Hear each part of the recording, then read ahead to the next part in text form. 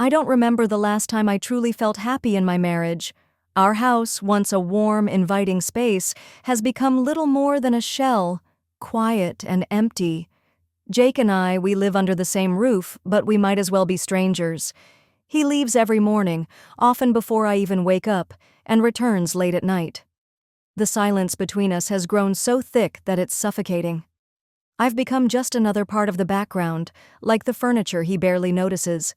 I used to wait eagerly for him to come home, to share moments of laughter and tenderness, but now those moments feel like a lifetime ago. Every morning begins with me preparing his breakfast. Something simple, usually eggs and toast. He eats quickly, eyes glued to his phone, scrolling through news, answering calls without ever looking at me. I watch him, pretending I don't feel the weight of his indifference. I remember when his eyes would linger on me, when he'd smile like he was happy to see me. But now, it's as if I no longer exist for him. I've become invisible, fading into the monotony of our daily routine.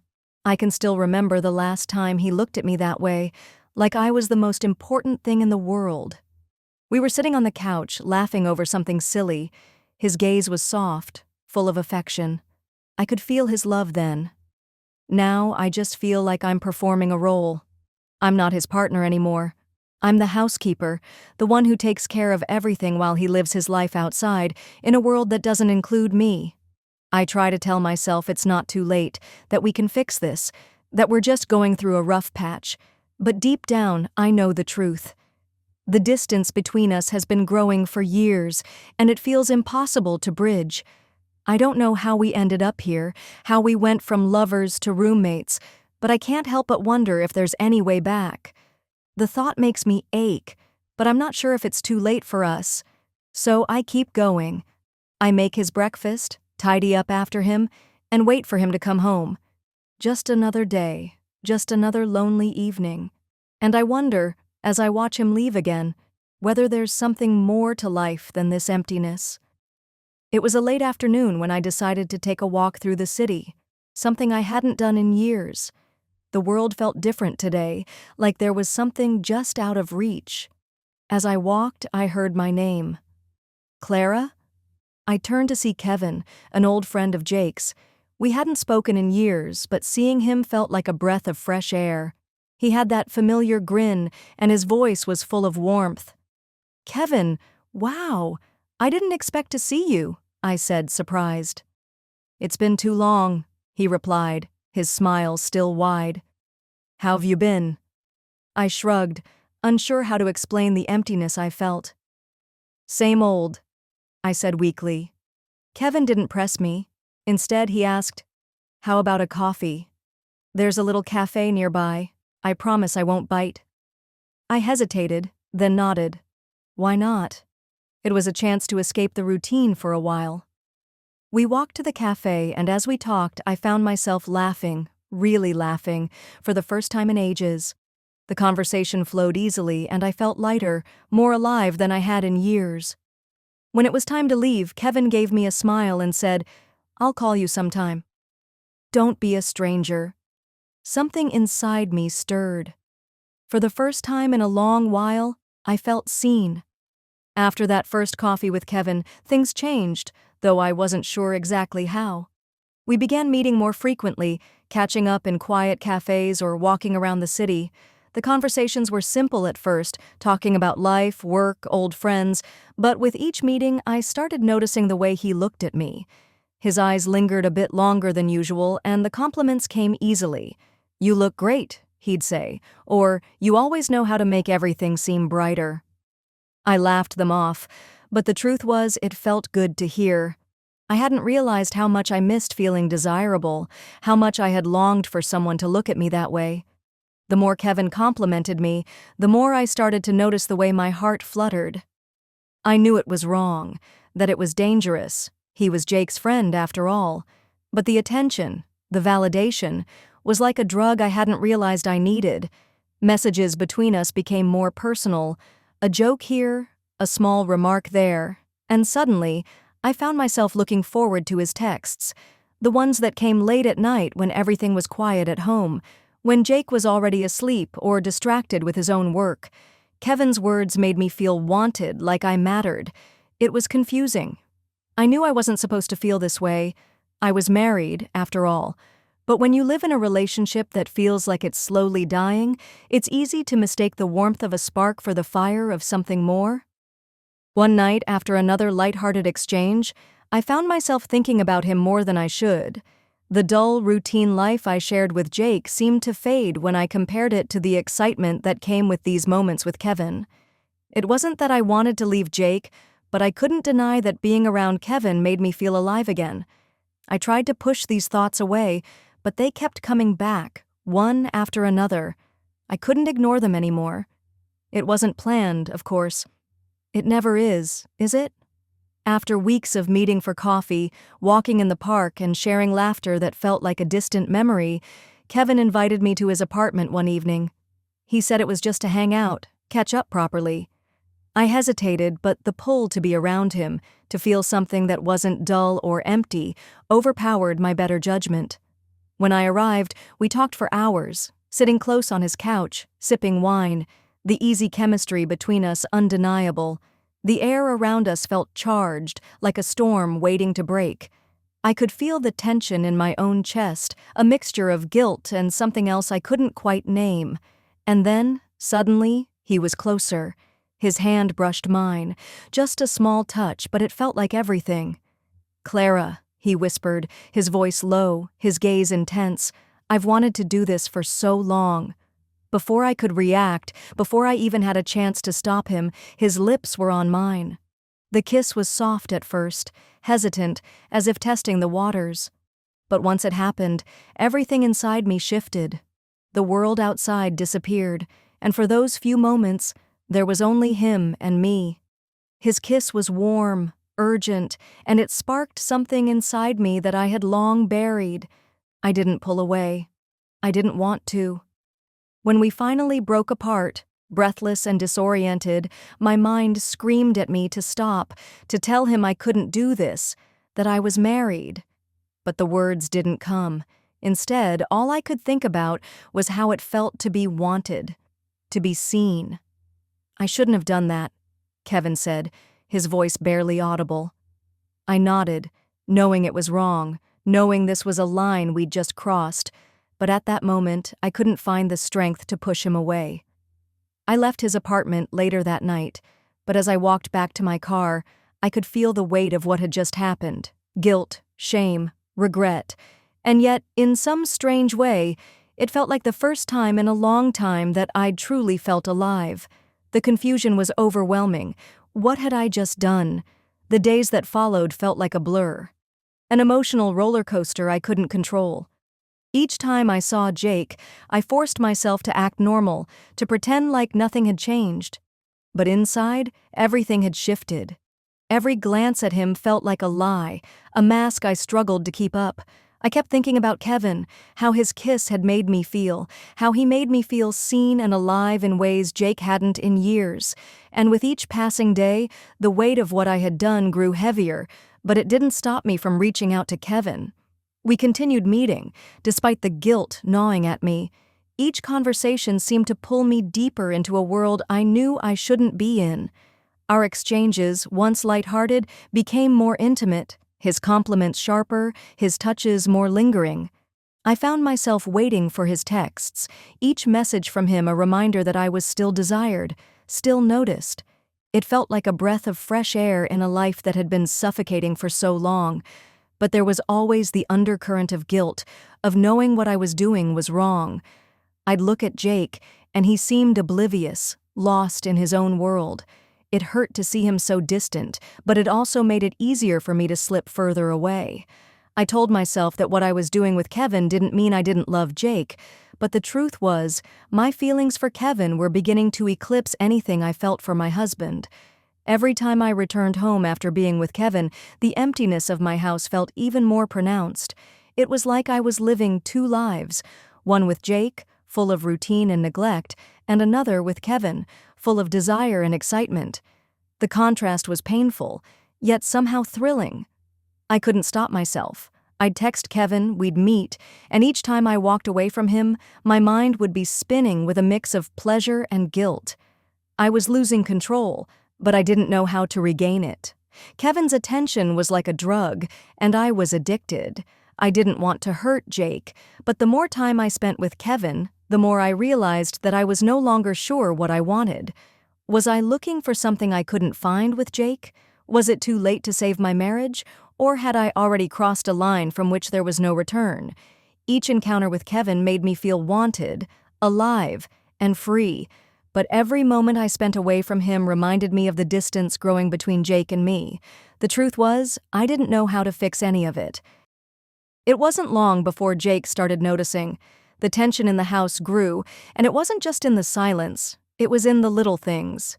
He'd catch me staring into space, my mind somewhere else.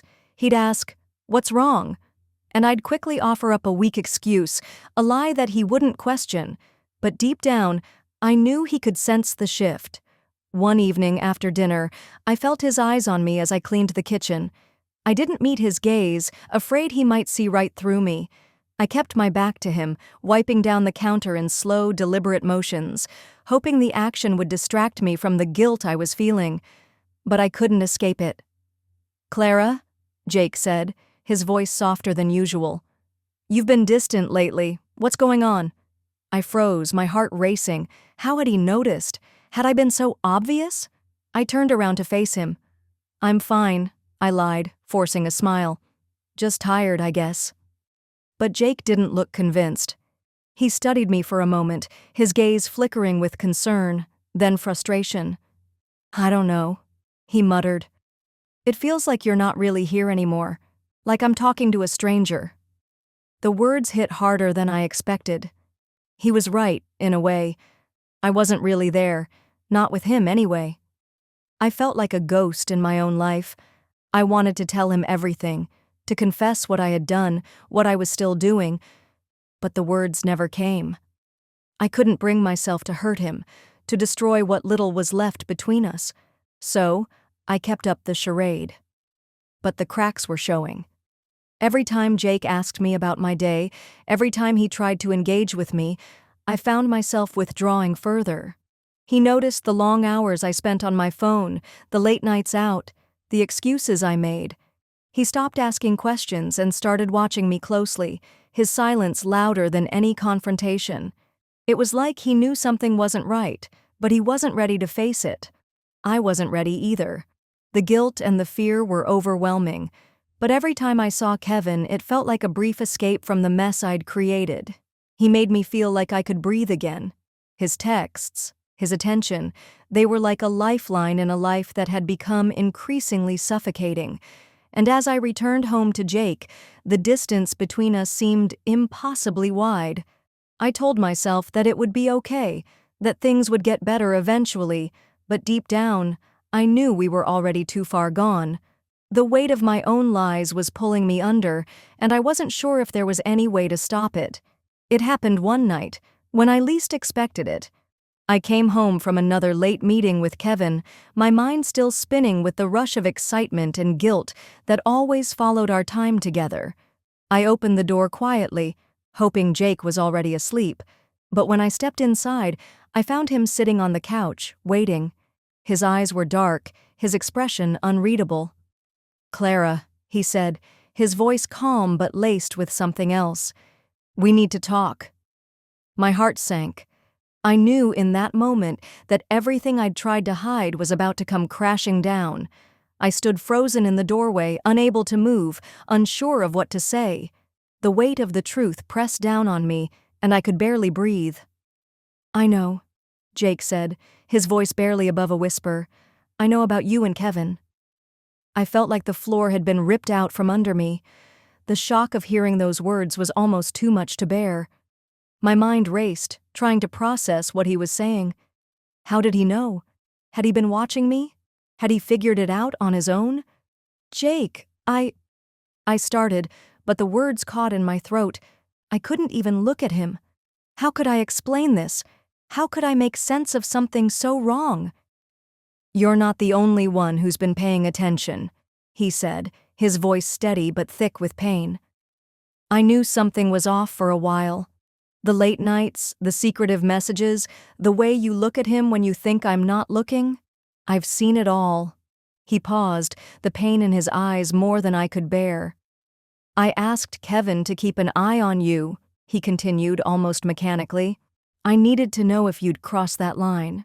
I felt the blood drain from my face. It was like a punch to the stomach, hearing him admit that. The realization that Jake had orchestrated everything, had used Kevin like a pawn in some twisted game to test my loyalty, shattered me. "I never wanted it to come to this," Jake said, his voice cracking. "But you've pushed me to this point. I had to know if you'd be faithful, if I could still trust you." The shock was overwhelming. How could he do that? How could he use Kevin, a friend, to spy on me? But then, in the midst of my confusion, something else broke through. A bitter truth I couldn't deny. I had crossed the line first. I had betrayed him, even before Jake had used Kevin to catch me. My stomach twisted with guilt and shame, and all I could do was stand there, numb. "Clara, I don't know how we fix this," Jake said quietly. "But I can't live like this anymore. I can't keep pretending we're okay when you've already chosen someone else." His words felt like a final nail in the coffin. I had no idea how we had gotten here, how we had fallen so far. I opened my mouth to say something, to apologize, to make it right, but nothing came out. What could I say? I had already destroyed everything. The room felt suffocating, and for the first time in years, I felt truly alone. I knew there was no coming back from this. The damage was done. And as I stood there, facing the consequences of my actions, I realized that the person I had betrayed the most was myself. Jake's words hung in the air, thick with finality. The reality of the situation hit me like a wave I couldn't escape. He was done. There was no fixing this. I had already crossed the line, and now the wreckage of my choices was laid bare. He didn't yell, didn't argue. He just looked at me, his eyes filled with a quiet sorrow that cut deeper than any accusation. "You need to leave," he said softly, his voice trembling with the weight of everything he had just revealed. I opened my mouth to protest, to beg him to reconsider, but no words came. What was there to say? I couldn't blame him. He had every right to be angry, to feel betrayed. I had done this. I had destroyed everything we had built, all in search of something I hadn't even understood at the time. And now, standing in front of him, I felt nothing but shame. Without a word, I gathered a few things, clothes, toiletries, a few personal items, but it felt so empty, so final. I wanted to cry, to scream, to ask for forgiveness, but I knew it wouldn't change anything. Jake's face was cold, unreadable. He didn't try to stop me. When I stepped out of the house, it was like stepping into another world. The quiet street, the cool night air, it all felt alien to me, like I was waking up from a dream, except this one had no happy ending. I didn't have a plan. I didn't know where to go, what to do next. I only knew one thing: I couldn't go back to that house, that life. So, I found a small apartment in the city, a place where no one knew me, a place where I could figure out how to pick up the broken pieces of my life. It wasn't easy. It was far from easy. The emptiness in that apartment was suffocating at first. There were no familiar faces, no routine to hide behind, just me and the silence. But as the days went by, something began to change. I started to rebuild, slowly, painfully, but surely. I threw myself into small projects, things to fill the time. I found solace in routine again, but this time, it was my own. No longer was I someone's wife. No longer was I just a part of a broken marriage. I was Clara. I was me. There were moments of doubt, moments when I wondered if I had made the right choice. But the weight of what I had done to Jake, the devastation I had caused, was always there, reminding me that this was the only way forward. And somewhere along the way, I began to believe that maybe, just maybe, I could find peace in this new chapter. It wasn't joy, it wasn't relief, but it was something. It was a step toward living my truth, toward rebuilding the person I had lost along the way. I knew that my life would never be the same, that, in a way, it had been shattered beyond repair. But I had to keep going, because there was no turning back, and so I moved forward. Slowly, with uncertainty but forward nonetheless.